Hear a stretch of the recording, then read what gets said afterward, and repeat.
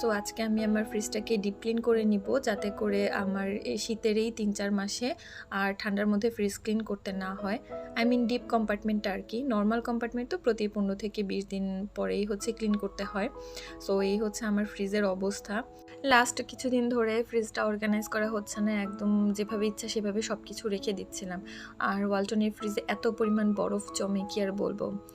আমার মনে হয় যে লাস্ট ৩ মাস হয়েছে আমি আর কি ফ্রিজটাকে ক্লিন করিনি, ডিপ কম্পার্টমেন্টটা আর কি, এজন্য এত পরিমাণ বরফ জমেছে।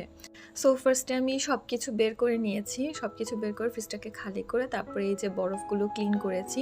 তারপর আমি আমার হোমমেড ক্লিনার দিয়ে এটাকে ভালো করে ক্লিন করে নিয়েছি। আর একদম নিচের এই জায়গাটাতে আমি একটা মোটা পলিথিন বিছিয়ে দিয়েছি। এখানে আপনারা চাইলে র্যাক্সিনও ইউজ করতে পারেন, এতে করে যে পরিমাণ বরফ জমে ফ্রিজে সেটা ক্লিন করতে সুবিধা হয়। আই মিন বরফগুলো একদম ফ্রিজের সাথে লেগে যায় না। তারপরে এই তো সব কিছুকে আবারও ফ্রিজের মধ্যে অর্গানাইজ করে রেখেছি। আজকে নতুন বাজার করা হবে, এই জন্যই মেনলি আমার ফ্রিজটা ক্লিন করা। আমি একটু জায়গা বের করা বাজারটা রাখার জন্য, কারণ ফ্রিজে কোনো জায়গাই নেই যে আমি নতুন কিছু রাখবো। সো ক্লিন করে সব কিছুকে অর্গানাইজ করে আমি জায়গা বের করেছি নতুন বাজারগুলো রাখার জন্য। তারপর আমি নর্মাল কম্পার্টমেন্টটাও ক্লিন করে নিচ্ছি। সো এটা ক্লিন করতে করতে আমি আমার ফ্রিজ কেনার কাহিনীটা শেয়ার করি। তো প্রথম যেদিন আর কি হবিগঞ্জে এসেছিলাম সেদিনই ফ্রিজটা কিনেছিলাম, কারণ ফ্রিজ ছাড়া তো একদমই চলা যাবে না। তো আমি মনে হয় ৬টার দিকে আসছিলাম, ৬:৩০টার দিকে ফ্রিজ কিনতে গিয়েছিলাম। তো যাওয়ার পরে এখানে আমরা যেখানে থাকি আর কি, এখানে শুধুমাত্র ওয়ালটনেরই শোরুম আছে, আর কোনো কিছুরই শোরুম নেই। তো ওয়ালটনের শোরুমে যাওয়ার পরে দেখি সব হচ্ছে বড় বড় ফ্লাওয়ার প্রিন্টের ফ্রিজ। তো ওগুলো তো আমি কিনবই না। তো কনফিউজড হয়ে গিয়েছিলাম যে কি করব, ফ্রিজ ছাড়া তো চলতেও পারবো না, একদিনও না। আর এরকম এগুলো পছন্দও হচ্ছিল না। আমি একটু বড় সাইজেরগুলো নিতে চেয়েছিলাম, তো সেগুলোর মধ্যে ভালো কোনো প্রিন্টও ছিল না। তারপরে দেখলাম যে ছোটোর মধ্যে এই প্রিন্টটা ভালো লাগে। তো আর কোনো চিন্তা ভাবনা করিনি যে এই ছোটো ফ্রিজ দিয়ে আমার হবে না বা কিছু, একদমই কিছু চিন্তা করিনি। এটা ভালো লেগেছিলো, এটা নিয়েছে। তো এখন নেওয়ার পরে আসলে বুঝতেছি যে আসলে এটাতে হচ্ছে না। বাট তখন এগুলো মাথায় আসে নাই, তখন মাথায় ছিল যে ঠিক আছে, মাত্র তো ২ জন মানুষ আমরা, আমাদের হয়ে যাবে ছোটো ফ্রিজে। যাই হোক, এখন আলহামদুলিল্লাহ ম্যানেজ করছি এটা দিয়ে। একদমই যে হয় না ব্যাপারটা তা না। মানে মাঝে মধ্যে যখন গেস্ট আসে, অনেক রান্নাবান্না করা হয়, তখন একটু কষ্ট হয়ে যায়। তাছাড়া কিন্তু এই ফ্রিজটা দিয়ে আমাদের হয়েই যায়।